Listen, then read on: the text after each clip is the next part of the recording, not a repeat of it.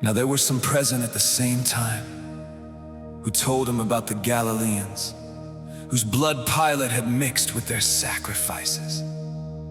Jesus answered them, "Do you think that these Galileans were worse sinners than all the other Galileans because they suffered such things? I tell you, no. But unless you repent, you will all perish in the same way." Or those 18 on whom the tower in Siloam fell and killed them, do you think that they were worse offenders than all the men who dwell in Jerusalem? I tell you, no. But unless you repent, you will all perish in the same way. He spoke this parable. A certain man had a fig tree planted in his vineyard, and he came seeking fruit on it and found none.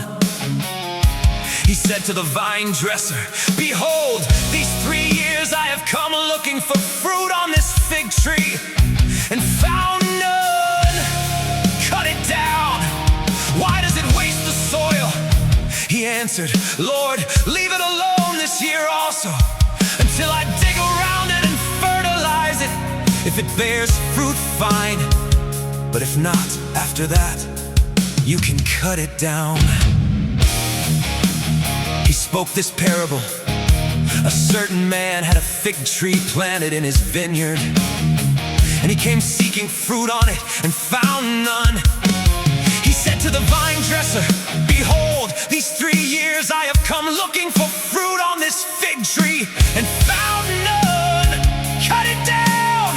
Why does it waste the soil?" He answered, "Lord, leave it alone this year also, until I dig around it and fertilize it. If it bears fruit, fine. But if not, after that, you can cut it down." He was teaching in one of the synagogues on the Sabbath day. Behold, there was a woman who had a spirit of infirmity 18 years. She was bent over and could in no way straighten herself up. When Jesus saw her, he called her and said to her, "Woman, you are freed from your infirmity."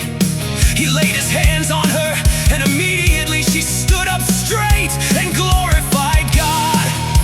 The ruler of the synagogue, being indignant because Jesus had healed on the Sabbath, said to the multitude, "There are 6 days in which men ought to work. Therefore come on those days and be healed, and not on the Sabbath day." Therefore the Lord answered him, "You hypocrites! Doesn't each one of you free his ox or his donkey from the stall on the Sabbath and lead him away to water?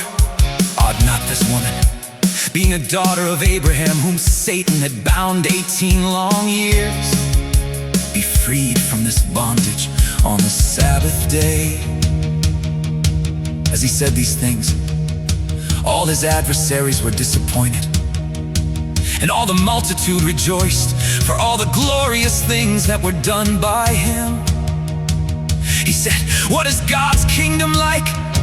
To what shall I compare it? It is like a grain of mustard seed, which a man took and put in his own garden. It grew and became a large tree, and the birds of the sky live in its branches." Again he said, "To what shall I compare God's kingdom? It is like yeast, which a woman took and hid in 3 measures of flour until it was all leavened." He went on his way through cities and villages, teaching and traveling on to Jerusalem. One said to him, "Lord, are they few who are saved?" He said to them, "Strive to enter in by the narrow door. For many, I tell you, will seek to enter in and will not be able. When once the master of the house has risen up and has shut the door, and you begin to stand outside and to knock at the door, saying, 'Lord, Lord, open to us,' then he will answer and tell you, 'I don't know you or where you come from.' say, we ate and drank in your presence, and you taught in our streets. He will say, I tell you, I don't know where you come from. Depart from me, all you workers of iniquity. There will be weeping and gnashing of teeth when you see Abraham, Isaac, Jacob, and all the prophets in God's kingdom, and yourselves being thrown outside. They will come from the east, west, north, and south, and will sit down in God's kingdom. Behold, there are some who are last who will be first, and there are some who are first who will be last.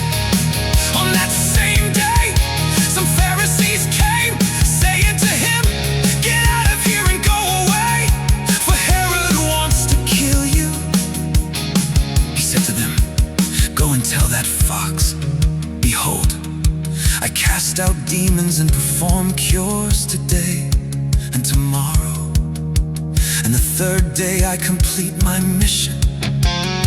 Nevertheless, I must go on my way today and tomorrow and the next day, for it can't be that a prophet would perish outside of Jerusalem. Jerusalem! Jerusalem! You who kills the prophets and stones those who are sent to her. How often I wanted to gather your children together, like a hen gathers her own brood under her wings, and you refused. Behold, your house is left to you desolate. I tell you, you will not see me until you say, blessed is he who comes in the name of the Lord.